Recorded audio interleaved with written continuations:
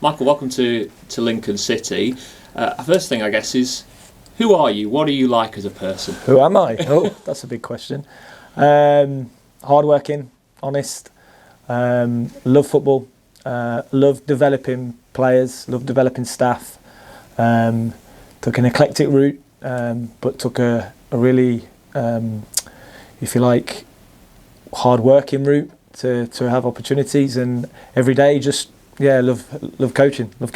You started off teaching as a secondary school teacher. At that stage, was football just a pipe dream in terms of getting to where you are now, or was that always the end goal? Good question. No, I think football was something I grew up with.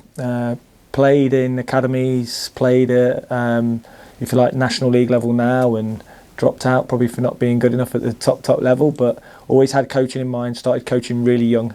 So I started coaching before I even went into teaching. So I've always taught, and I thought it was a complementary profession with coaching. So I went into the teaching world, but always with one eye coaching in academies, and one of those people that every night, 3 or 4 nights a week after teaching, went coached in academies and earned my stripes, if you like, on the grass at the same time. So no, I wouldn't say it was a pipe dream, it was more an ambition to go and be a coach. And does your background in teaching, does that give you certain skill set, do you think, that you can put into your day-to-day life now? For sure, I think teaching and coaching are different, but at times we need to teach the players what we want. So I think off the pitch definitely, and communication and all the things that you see teachers that are good at, I think that's probably one of the elements of coaching, but I think coaching is also different to teaching in some aspects. As you say, you made your way through into football and then went to futsal.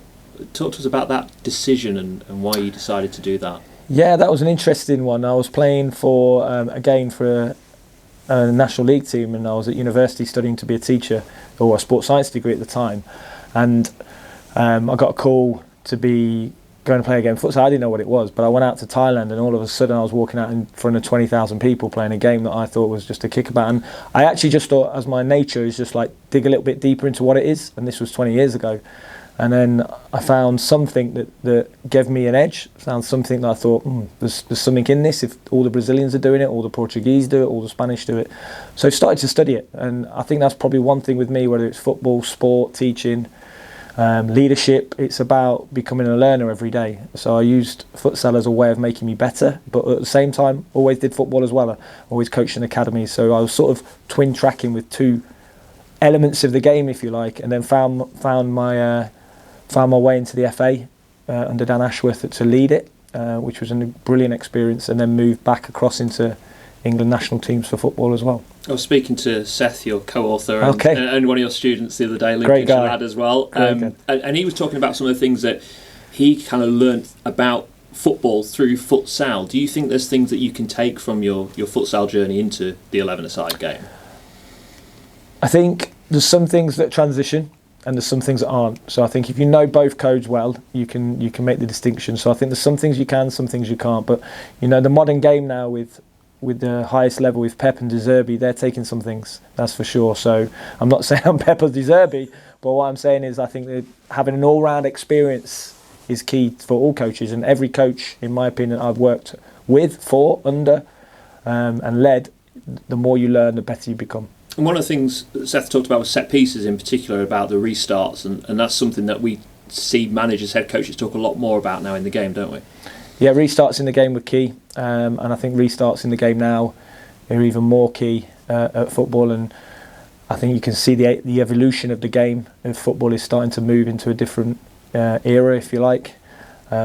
Purposeful possession, speed in attacks, and set pieces, like you're saying. Set pieces are key to any level of football. So we need to work hard on set pieces every day to improve. But you're right that set pieces are a huge part of football. You've spent your life working in academy development, football, youth age groups. How much of a joy do you get of seeing young players improve and being able to improve them? That's a really interesting question, because I actually just get a joy seeing all players improve. For me, if they're 27 and move up to a higher level, or they're 25 or 22, I think the joy I have is improving every level of every player. And sometimes you get a lot of joy from the youngsters coming through. You get a lot of joy from the second year pros making it into the first team. You get a lot of joy from even a 24-year-old who suddenly becomes a top player for that club, and you think, how do how do they like get that bit more out of them? So every Saturday you go, wow, that player's moving on, and also the joy of an old player, becoming a real dominant character in the team and seeing them flourish as well. So I just get joy in seeing those players progress, and that's what I try and do every day. And certainly Lincoln's model here is to try and develop players to sell them on for the future and put that money back into the playing side. I guess that ideology fits exactly what you want to do as well with players. I think it was a real good fit in that sense. I understand we're from Liam, who's been great, and Jez, about what the club's about. I think I fit that. I know we've got to win games, but I also know in the long term, if we can get off to a winning start and get some points on the board, I think long term it's going to really be a really nice partnership, and I'm really pleased, really happy, and they've been really transparent about the club model. And again, I think the coach needs to match the project, and I think, I don't want to call it a project per se, but I think it's a really nice fit. And when did you get that feeling that you wanted to make that step up to become first team? Was it because of the spell you had at Leeds last year? Did that give you a taster for it, or has it always been something in your mind? It's always been something, but I've never rushed. So I've never wanted to rush into first team football. I'm quite conscious. I want to get the first one right, and I want to make sure we have a good relationship when we're moving in. I didn't want to rush. I wanted to be ready. And I spent 20 years trying to get ready. So some would say that's a bit too long, but I wanted to be ready for the step. I know it has different challenges, and it's going to challenge me every day differently, but I think I learn well, I perform well, and I work hard every day, and I think I'm ready for all my experiences I've had from, like you say, working under different managers, from being first team, and seeing it at Premier League level on the touchline at Old Trafford in front of 75,000. I think I know the level and what it takes as a manager, but also for the players. So it's always been an ambition, but I've always tried to be patient, even with my own journey. And what made Lincoln the right fit? Again, the club, the fans. They seem like they've got a really good, strong fan base. I know that. I've been to a few games. The leadership with the board, Liam, Jez, and then the players. Like you say, some of them are young players that I think I can add a lot of value to over a good amount of time. And then so all those jigsaw pieces together feel like a really good fit for me. It's not going to happen on Saturday straight away, I'm sure. We're not suddenly going to see a complete change in formation, tactics, whatever it may be. But what would be a Michael Skubala team? What does that look like on a Saturday afternoon? You're not going to see it for a while, so we need to be patient. Reason, because I'm conscious we're coming into a league in November, and some parts are doing really well. Some parts I'd love to improve them. If I had pre-season with them, I think you'd see a different team on the first day of the season. But I have to be conscious these are human beings and not robots, and we need to evolve them. And I say it's evolution with the team, not revolution, because we've got to win games. So we have to make sure that the players are learning and developing in the way I want them to play, but also that takes time. And that's probably the biggest asset the biggest challenge in football management is time. So I have to get that right. But to answer your question, a team that is willing to run, a team that is willing to be on the front foot with and without the ball. That doesn't mean necessarily pressing all high all the time. And a team that likes to play when it's the right time to play, and try and dominate the game. But for sure, I will definitely push the team to win games, that's for sure. And at times I always think you can't be afraid to lose them if you're going to go and win them. So we'll have that mentality in time, but it's going to take time to build. And is that important, that mentality as well? Because some head coaches, managers going into their first job at this level might want to play it safe a little bit, because there's always that fear if you don't do well on your first job you might not get the second one. But it feels from what you're saying there that that's not a concern for you. It is a concern, as always. I think we have to be pragmatic as well. So no, it's definitely a concern. So I think that's what I'm trying to get the balance right with the team. It's a definitely concern, not for me, for the team. I think we have to be careful. It's not for me, it's for the team. Like, I want to change the team to play in a really exciting way and a style of football, but the team has to come with me. Like, I can't just do it my way. And in that, to answer your question, no, we have to be pragmatic. We have to go to Stevenage and be pragmatic. There's no way we can be open and try and play really nice football but lose. And it doesn't matter. It matters to win games. There's certainly a feel amongst the supporters that Lincoln could almost, although they're doing very well in the league, they could be doing better with the players that they've got. Do you feel that in the short spell you've had with them and the games that you might have seen? I think that's difficult for me to answer at this point. They've definitely got the heart. So one thing I would say about the players that I've noticed straight away is they've got really big hearts. You can definitely see the ones that will run really big for the badge and the ones that need to work harder for the badge. But as a whole, I think they're honest. I think they're hard working. They come in every day, and I help them to improve. But have we got enough quality at the moment? I think we have, but we've just got to keep working hard every day. I don't think it's come easy, but I think if we work hard every day, then why not? And is it good that you've got so many games in a short space of time, or is that almost I don't know. You tell me. Because you as you say, you want to implement things, but you probably haven't got that time on the training. If we win, it's good. If we're bad, it's not.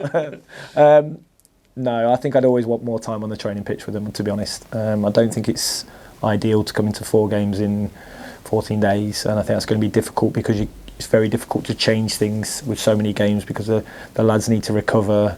And you get -2, they're a little bit more, but then you go again into match prep. So, plus if you give them a day off here and there, so it is really difficult coming into such a fixed schedule. But that's one of the challenges of this league. So I'm excited to get going with them in games. But if you're asking me what I prefer, I definitely prefer more time on the pitch with them, the training pitch. And it's quite a difficult start, isn't it, Stephen? It's what you would call maybe a typical League One encounter.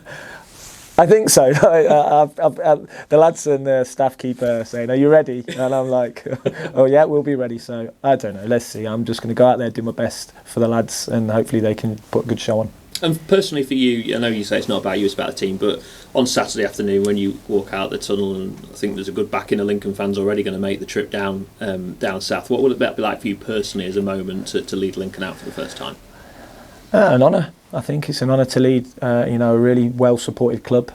It'll be a privilege to lead the team, but it's definitely about the players on the day, and my job is to help the players as much as possible. It's never about me, it's about what we do together, and hopefully over time you'll be able to see that. But I'm right behind the fans. I think the fans play such an important part to a team, and I don't want to go back to my old roles, but I know what Leeds United fans can be like at Ellen Road, and I think if we can have a fortress here where the fans get behind a good playing football team that wants to run, like I say, and wants to have the desire, I think the fans play a big part in Lincoln's success as well. And on that, we're not too far away from January, and it's all a whirlwind this week, of course, but is that some areas you're looking to tap in, not just Leeds, but the work that you've done around the 21s and knowing that pool of talent that's available there? Not just Leeds, I think that's up to the technical directors and the directors of football who run recruitment, but I think I've got a really good knowledge of good young talent in the country. I think I've got I say young knowledge, I mean 21 ages and above, and I've got a really good knowledge of what I think it takes to make it at that age and how they can become good pros and how some of them will struggle. But I think across the game in England, I think I've got a good eye on the next and best talent in that marketplace. And that must be exciting as well, that you've got, I'm sure, plenty of messages in the last couple of days of people from around the world of football that you know. Yeah, lots of messages, lots of good looks, and hope you do well.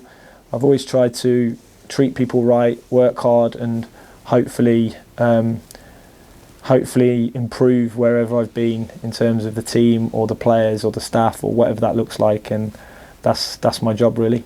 And just finally, I think you're the first Lincoln City manager or head coach to ever have something available on Amazon, which you do have with your books. Do you enjoy that intellectual side of the game as well? That's Seth. That's Seth. No, that is Seth. Honestly, that's Seth. He just wanted to put my thoughts down on paper. So the answer is no. I enjoy coaching more and enjoy planning sessions more. But yeah, it's something nice to leave a legacy for the kids probably.